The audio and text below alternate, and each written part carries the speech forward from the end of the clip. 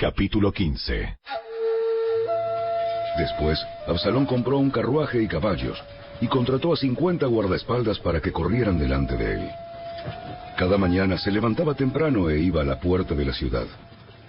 Cuando la gente llevaba un caso al rey para que lo juzgara, Absalón le preguntaba de qué parte de Israel era, y la persona le mencionaba a qué tribu pertenecía. Entonces Absalón le decía: Usted tiene muy buenos argumentos a su favor. Es una pena que el rey no tenga disponible a nadie para que los escuche.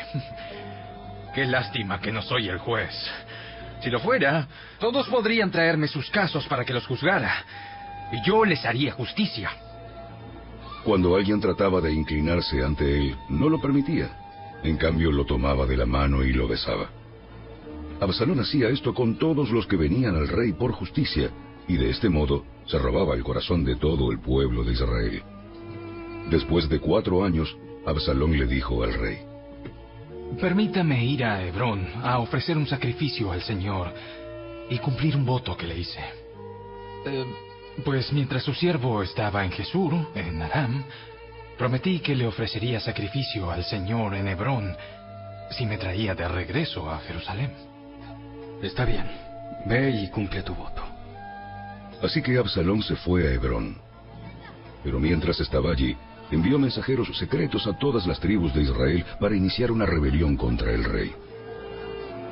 Tan pronto como oigan el cuerno de carnero, deben decir: Absalón ha sido coronado rey en Hebrón.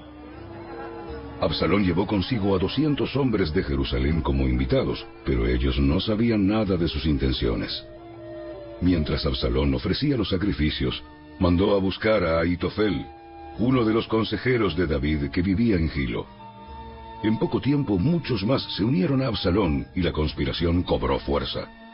Pronto llegó un mensajero a Jerusalén para decirle a David: Todo Israel se ha unido a Absalón en una conspiración en su contra.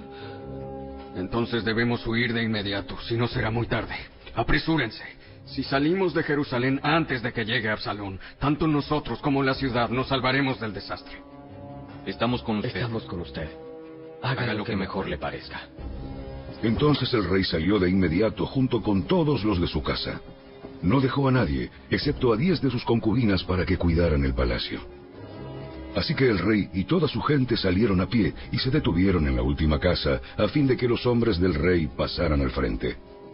Había 600 hombres de Gat que habían venido con David, junto con la guardia personal del rey. Después, el rey se dio vuelta y le dijo a Itaí, un líder de los hombres de Gat: ¿Por qué vienes con nosotros? Vuelve al rey Absalón, porque tú eres un huésped en Israel, un extranjero en el exilio. Llegaste hace poco. ¿Debería forzarte a vagar con nosotros? Ni siquiera sé a dónde iremos. Regresa y llévate contigo a tus parientes, y que el Señor te muestre su amor inagotable y su fidelidad. Pero Itaí le respondió al rey: Juro por el Señor y por el rey que iré donde quiera que mi señor el rey vaya, sin importar lo que pase, ya sea que signifique la vida o la muerte. Está bien, ven con nosotros. De modo que Itaí y todos sus hombres junto con sus familias lo acompañaron. Entonces todo el pueblo lloraba a gritos cuando el rey y sus seguidores pasaban. Así que cruzaron el valle de Cedrón y fueron hacia el desierto. Sadoc y todos los levitas también fueron con él cargando el arca del pacto de Dios. Pusieron el arca de Dios en el suelo, y Abiatar ofreció sacrificios hasta que todos dejaron la ciudad. Luego el rey le dio instrucciones a Sadoc para que regresara el arca de Dios a la ciudad. Si al Señor le parece bien, me traerá de regreso para volver a ver el arca y el tabernáculo. Pero si él ha terminado conmigo, entonces dejemos que haga lo que mejor le parezca. El rey también le dijo al sacerdote Sadoc: Mira, este es mi plan. Tú y Abiatar deben regresar a la ciudad sin llamar la atención, junto con tu hijo Ahimaas y con Jonatán, el hijo de Abiatar. Yo me detendré en los vados del río Jordán, y allí esperaré tu informe. De este modo, Sadoc y Abiatar devolvieron el arca de Dios a la ciudad, y allí se quedaron.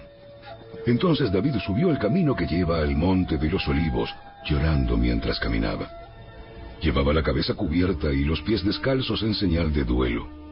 Las personas que iban con él también se cubrieron la cabeza y lloraban mientras subían el monte. Cuando alguien le dijo a David que su consejero Ahitofel ahora respaldaba a Absalón, David oró. Oh, Señor, haz que Ahitofel le dé consejos necios a Absalón. Al llegar David a la cima del monte de los Olivos, donde la gente adoraba a Dios, Husai el arquita lo estaba esperando. Husai había rasgado sus ropas y había echado polvo sobre su cabeza en señal de duelo. Pero David le dijo: Si vienes conmigo solamente serás una carga. Regresa a Jerusalén y dile a Absalón: ahora seré tu consejero, oh rey, así como lo fui de tu padre en el pasado. Entonces podrás frustrar y contrarrestar los consejos de Ahitofel. Sadoc y Abiatar, los sacerdotes, estarán allí. Diles todo lo que se está planeando en el palacio del rey, y ellos enviarán a sus hijos Ahimaas y Jonatán para que me cuenten lo que está sucediendo. Entonces Husai, el amigo de David, regresó a Jerusalén y arribó justo cuando llegaba Absalón. Capítulo 16. Cuando David pasó un poco más allá de la cima del monte de los Olivos, Siba, el siervo de Mefiboset, lo estaba esperando. Tenía 2 burros cargados con 200 panes, 100 racimos de pasas, 100 ramas con frutas de verano y un cuero lleno de vino. ¿Para qué es todo esto? Los burros son para que monten los que acompañan al rey, y el pan y la fruta son para que coman los jóvenes. El vino es para los que se agoten en el desierto. ¿Y dónde está Mefiboset, el nieto de Saúl? Se quedó en Jerusalén. Dijo: hoy recobraré el reino de mi abuelo Saúl. En ese caso, te doy todo lo que le pertenece a Mefiboset. Me inclino ante usted, que yo siempre pueda complacerlo, mi señor el rey. Mientras el rey David llegaba a Bahurim, salió un hombre de la aldea maldiciéndolos. Era Simei, hijo de Gera, del mismo clan de la familia de Saúl. Les arrojó piedras al rey, a los oficiales del rey y a los guerreros valientes que lo rodeaban. ¡Vete de aquí, asesino y sinvergüenza! El Señor te está pagando por todo el derramamiento de sangre en el clan de Saúl. Le robaste el trono y ahora el Señor se lo ha dado a tu hijo Absalón. Al fin te van a pagar con la misma moneda, porque eres un asesino. ¿Cómo es posible que este perro muerto maldiga a mi señor el rey? Déjeme ir y cortarle la cabeza. ¡No! ¿Quién les pidió su opinión a ustedes, los hijos de Sarvia? Si el Señor le dijo que me maldijera, ¿quiénes son ustedes para detenerlo? Entonces David les dijo a Abisai y a sus sirvientes: Mi propio hijo quiere matarme. ¿Acaso no tiene este pariente de Saúl todavía más motivos para hacerlo? Déjenlo en paz y permítanle que maldiga, porque el Señor le dijo que lo hiciera. Y tal vez el Señor vea con cuánta injusticia me han tratado y me bendiga a causa de estas maldiciones que sufrí hoy. Así que David y sus hombres continuaron por el camino, y Simei seguía el paso desde un cerro cercano, maldiciendo y tirándole piedras y tierra a David. El rey y todos los que estaban con él se fatigaron en el camino, así que descansaron cuando llegaron al río Jordán. Mientras tanto, Absalón y todo el ejército de Israel llegaron a Jerusalén acompañados por Ahitofel. Cuando llegó Husai, el arquita, el amigo de David, enseguida fue a ver a Absalón. ¡Viva el rey! ¡Viva el rey! ¿Es esta la forma en que tratas a tu amigo David? ¿Por qué no estás con él? Estoy aquí porque le pertenezco al hombre que fue escogido por el Señor y por todos los hombres de Israel. De todos modos, ¿por qué no te serviré? Así como fui el consejero de tu padre, ahora seré tu consejero. Después, Absalón se volvió a Ahitofel y le preguntó: ¿Qué debo hacer ahora? Ve y acuéstate con las concubinas de tu padre, porque él las dejó aquí para que cuidaran el palacio. Entonces todo Israel sabrá que has insultado a tu padre, más allá de toda esperanza de reconciliación, y el pueblo te dará su apoyo. Entonces levantaron una carpa en la azotea del palacio para que todos pudieran verla, y Absalón entró y tuvo sexo con las concubinas de su padre. Absalón siguió el consejo de Ahitofel, tal como lo había hecho David, porque cada palabra que decía Ahitofel parecía tan sabia como si hubiera salido directamente de la boca de Dios.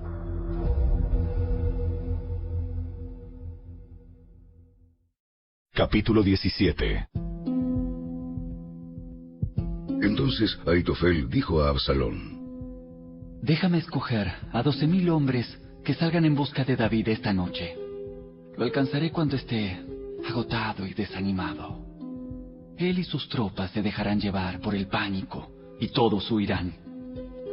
Luego mataré solamente al rey y te traeré de regreso a toda la gente, así como una recién casada vuelve a su marido.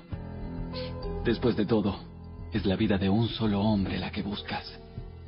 Entonces, estarás en paz con todo el pueblo. Este plan les pareció bien a Absalón y a todos los ancianos de Israel. Pero después, Absalón dijo: Traigan a Husai el arquita. Veamos lo que él piensa acerca de este plan. Cuando Husai llegó, Absalón le contó lo que Ahitofel había dicho y le preguntó: ¿Qué opinas? ¿Debemos seguir el consejo de Ahitofel? Si no, ¿qué sugieres? Bueno, esta vez Ahitofel se equivocó. Tú conoces a tu padre y a sus hombres. Son guerreros poderosos. En este momento están tan enfurecidos como una osa a la que le han robado sus cachorros. Y recuerda que tu padre es un hombre de guerra con experiencia. Él no pasará la noche con las tropas. Seguramente ya está escondido en algún pozo o en alguna cueva. Y cuando salga y ataque y mueran unos cuantos de tus hombres, entonces habrá pánico entre tus tropas y se correrá la voz de que están masacrando a los hombres de Absalón. Así pues, hasta los soldados más valientes, aunque tengan el corazón de un león, quedarán paralizados de miedo, porque todo Israel sabe qué poderoso guerrero es tu padre y qué valientes son sus hombres. Recomiendo que movilices a todo el ejército de Israel y que llames a los soldados desde tan lejos como Dan al norte y Beerseba al sur. De esa manera, tendrás un ejército tan numeroso como la arena a la orilla del mar. Y te aconsejo que tú personalmente dirijas las tropas. Cuando encontremos a David, caeremos sobre él como el rocío que cae sobre la tierra. De este modo, ni él ni ninguno de sus hombres quedarán con vida. Y si David llegara a escapar a una ciudad, tú tendrás a todo Israel allí a tu mando. Luego podremos tomar sogas y arrastrar las murallas de la ciudad al valle más cercano hasta que cada piedra haya sido derribada. Absalón y todos los hombres de Israel dijeron: El consejo de Husai es mejor que el de Ahitofel. Pues el Señor había decidido frustrar el consejo de Ahitofel, que en realidad era un plan mejor, para poder traer la calamidad sobre Absalón. Husai les contó a Sadoc y Abiatar, los sacerdotes, lo que Ahitofel les había dicho a Absalón y a los ancianos de Israel, así como lo que él mismo había aconsejado. ¡Rápido! Encuentren a David e insístanle que no se quede en los vados del río Jordán esta noche. De inmediato debe cruzar e internarse en el desierto. De lo contrario, morirán él y todo su ejército. Jonatán y Ahimaas se habían quedado en Rogel para no ser vistos al entrar ni al salir de la ciudad. Habían acordado que una sirvienta les llevaría el mensaje que ellos debían darle al rey David. Sin embargo, un muchacho los vio en Enrogel y se lo contó a Absalón, así que escaparon a toda prisa a Bahurim, donde un hombre los escondió dentro de un pozo en su patio. La esposa del hombre puso una tela sobre la boca del pozo y esparció grano encima para que se secara al sol. Por eso nadie sospechó que estaban allí. Cuando llegaron los hombres de Absalón, le preguntaron a la mujer: ¿Has visto a Ahimaas y a Jonatán? La mujer contestó: Estuvieron aquí, pero cruzaron el arroyo. Entonces los hombres de Absalón los buscaron sin éxito y regresaron a Jerusalén. Luego, los dos hombres salieron del pozo y se apresuraron a ir donde estaba el rey David. ¡Rápido! Cruza el Jordán esta misma noche. Y le contaron cómo Ahitofel había aconsejado que lo capturaran y lo mataran. Entonces David y los que estaban con él cruzaron el río Jordán durante la noche, y todos llegaron a la otra orilla antes del amanecer. Cuando Ahitofel se dio cuenta de que no se había seguido su consejo, ensilló su burro y se fue a su pueblo natal, donde puso sus asuntos en orden y se ahorcó. Murió allí y lo enterraron en la tumba de la familia. Pronto David llegó a Mahanaim. A estas alturas, Absalón había movilizado a todo el ejército de Israel y estaba guiando a sus tropas a través del río Jordán. Absalón había nombrado a Amasa comandante de su ejército para reemplazar a Joab, quien había sido el comandante bajo David. Amasa era primo de Joab. Su padre era Jeter, un ismaelita. Su madre, Abigail, hija de Naas, era hermana de Sarbia, la madre de Joab. Absalón y el ejército israelita armaron el campamento en la tierra de Galaad. Cuando David llegó a Mahanaim, fue recibido calurosamente por Sobi, hijo de Naas, que venía de Rabá de los amonitas, por Maquir, hijo de Amiel, de Lodebar, y por Barzilai, de Galaad, que era de Rogelim. Ellos trajeron camillas, ollas de cocina, recipientes para servir, trigo y cebada, harina y grano tostado, frijoles, lentejas, miel, mantequilla, ovejas, cabras y queso para David y los que estaban con él, porque dijeron: todos ustedes deben estar muy hambrientos, cansados y con sed, después de su largo caminar por el desierto.